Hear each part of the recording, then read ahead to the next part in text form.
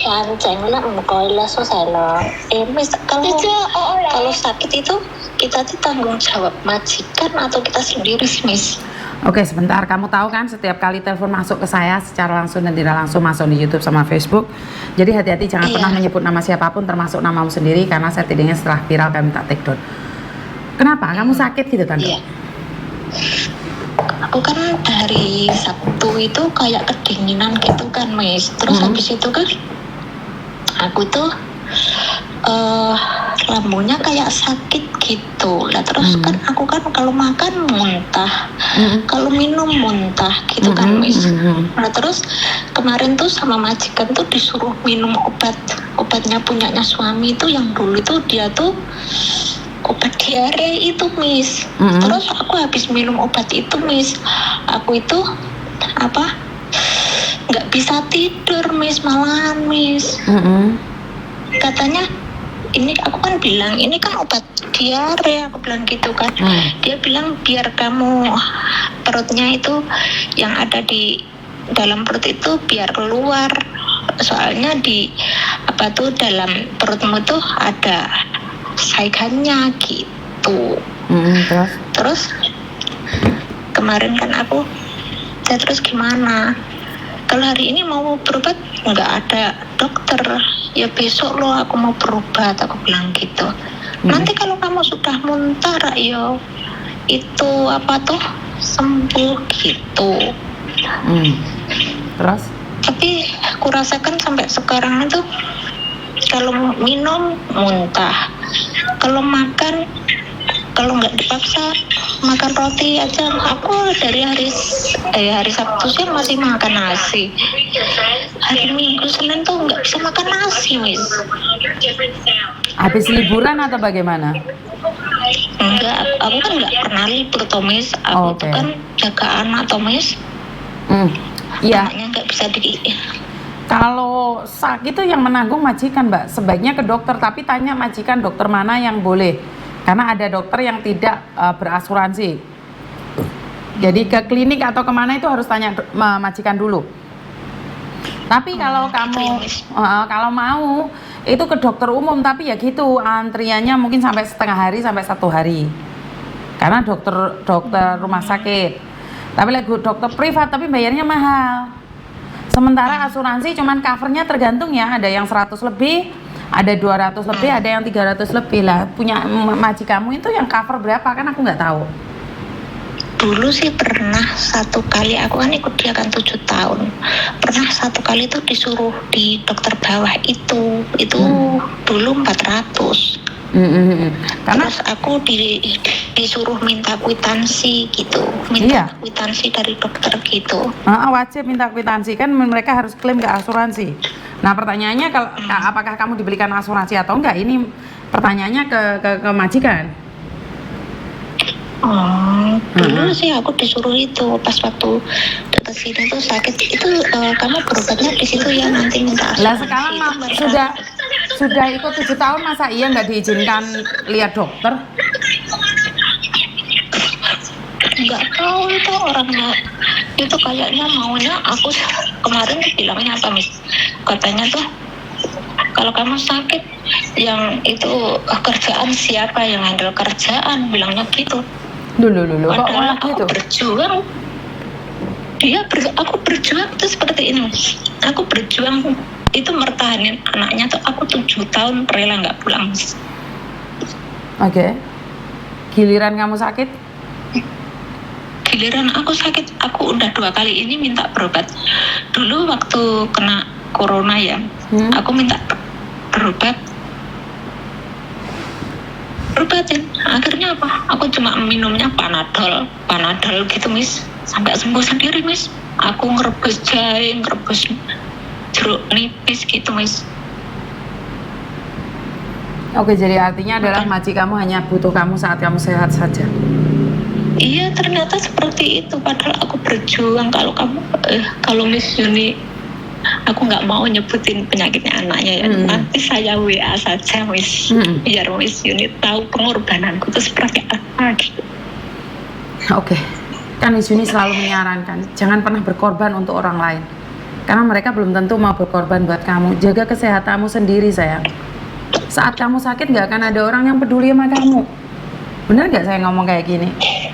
Bener, ternyata bener, orang sini tuh diikutin terlalu lama itu, dia itu nggak malah baik, nggak ternyata.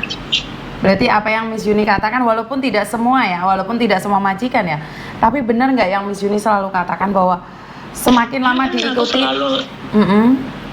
selalu nonton konten Miss Yuni itu benar, ternyata kelihatan buruknya itu dia.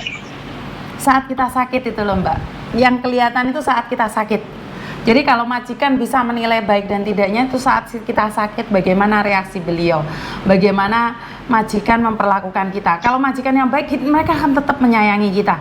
Ada kok yang sampai kanker parah banget, tetap dibiayai, tetap bekerja seperti biasanya, seolah-olah dia tidak punya penyakit, jadi mbaknya nggak down. Tapi kalau majikan yang apa adanya, padahal tuh kemarin itu ya Miss ya, aku tuh ya, padahal habis minum obat itu tuh pusing kayak muter-muter tuh kepala, iya kan? Pusing. Aku juga masih nyuci kamar mandi dulu itu masih tak cuci. Apa kewajibanku masih aku jalani semua. Tapi dia ngomong, kalau kamu sakit nanti gimana?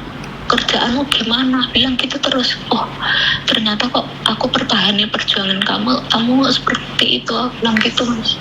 Ya Allah. Dia kan nggak pernah kehilangan nih. Mungkin kalau dia dapat pembantu yang jahat, dia baru sadar siapa kamu.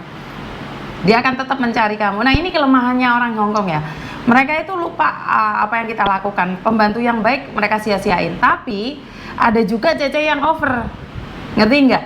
Jadi karena sudah lama Cecenya yang menye-menye. Jadi ya itu kalau dibilang hidup ini tidak adil, ya saya tidak ingin komen ya, karena adil dan tidak kan tergantung dari hati kita. Kayak jenengan aja kalau bilang nggak adil, ya nggak adil kan.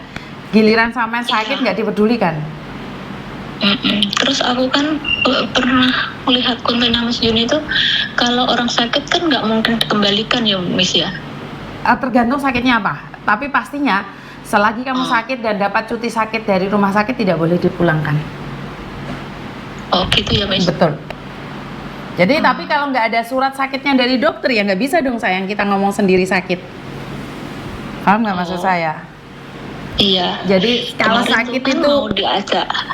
Kalau sakit itu divonis dari dokter, bukan kita yang sakit. Oh gitu ya Miss. Kalau ada surat dari dokter kalau benar-benar sakit nggak boleh dipulangkan gitu ya Miss. Betul, selagi masih cuti sakit. Gitu. Kemarin tuh kan mau diajak hangsan kan Miss. Aku kan ngomong, mana mungkin enggak makan aja enggak, itu kok mau diajak hangsan. Katanya hangsan itu biar sehat, itu cuacanya baik gini-gini. Tapi kan aku kan enggak ada daya kan Miss, enggak makan enggak minum loh. Kalau makan muntah, kalau minum muntah loh Miss. Suasananya kurang baik malah diajak hangsan, ya jepat-jepat lan pingsan-pingsan di tempat lain gimana? Mereka tanggung jawab nggak? Ntar malah marah lagi. Bener nggak? Iya, orang sini tuh ya Allah gila, bener-bener gila. Makanya kan saya bilang cinta di atas kontrak, jangan terlalu over, tapi jangan juga menye-menye. Ya kita ambil sewajarnya, jangan keterlaluan juga cintanya, jangan keterlaluan juga bencinya. Yang sedang-sedang saja. Setuju nggak dengan kata-katanya Miss Yuni ini? Iya, bener Miss. Jadi jangan take over ya, semuanya. Makasih ya Miss ya sarannya ya Miss ya. Oke, jaga kesehatan ya sayangnya. Iya. Yuk kalau ada apa-apa nanti telepon Miss Yuni, hubung Miss Yuni lagi. Siap. Terima kasih. Yuk, Waalaikumsalam. Oke. Inilah kenyataannya. Jadi banyak sekali majikan yang tidak peduli dengan kesehatan pembantunya. Padahal saya pribadi itu kalau lihat Cece saya tenaganya terforsir terlalu, itu saya selalu bilang istirahat saja Cece. Kenapa? Karena saya tidak ingin kalau dia sakit itu bagaimana dengan pekerjaan. Sebenarnya benar sih dengan apa yang dikatakan oleh majikan itu. Kalau kamu sakit terus kerjanya gimana? Nah, untuk menanggulangi Cecenya agar nggak sakit, ya makan cukup, istirahat cukup, dan kalau sakit ya cepat-cepat dibawa ke rumah sakit atau ke dokter. Jadi biar nggak over sakitnya itu, biar nggak terlalu lama gitu loh. maunya sehat terus, giliran sakit nggak mau, terus makan kurang, istirahat kurang, ya sulapan dong kalau cecenya nggak sakit, bener nggak sih? Jadi ya itulah majikan. Mereka hanya butuh tenaga kita. Jadi saya selalu bilang jangan terlalu pede, jangan terlalu GR kalau dapat majikan baik. Tapi bagi yang benar-benar baik, saya no comment ya. Ini karena memang ada majikan, beberapa majikan yang benar-benar baik, tulus dari hati, itu memang benar-benar ada. Tapi tidak banyak juga majikan yang hanya manis di bibir. Pokoknya selalu semangat teman-teman, lakukan yang terbaik dengan versi kalian. Saya nggak bisa ngomong apa-apa, yang saya tahu adalah bekerja lebih keras lagi, belajar lebih baik lagi, berusaha lebih baik lagi, dan tanamkan pada hati sendiri bahwa seenak-enaknya di negeri orang lebih enak di negeri sendiri. Itu kenyataan. Jadi kita mengumpulkan pundi-pundi di luar negeri, gunakan dengan sebaik mungkin, dan setelah kita mendapatkan pundi-pundi tersebut, kita bawa pulang nih ke Indonesia, menikmatin keindahan Indonesia, keragaman Indonesia, kedamaian di Indonesia. Karena saya saja yang menikah dengan orang Hong Kong, saya memilih untuk tinggal di Indonesia karena di Indonesia memang lebih damai, lebih banyak, lebih segalanya ya. Biaya hidup juga sangat murah sekali ya. Jadi kalau kita sudah memiliki pundi-pundi tersebut, kita pulang Indonesia, kita menyimpannya dan juga memakainya sewajarnya, dan kita bisa menikmatin di hari tua di negeri sendiri. Itu aja dari saya, kurang lebihnya saya minta maaf, dan tetap semangat, lakukan yang terbaik menurut kalian, dan jangan lupa cintai diri sendiri. Wassalamualaikum warahmatullahi wabarakatuh. Berkat Tuhan mengalir atas hidup kita semua, semoga semua makhluk hidup bahagia, dan sampai ketemu di lain waktu. Bye bye.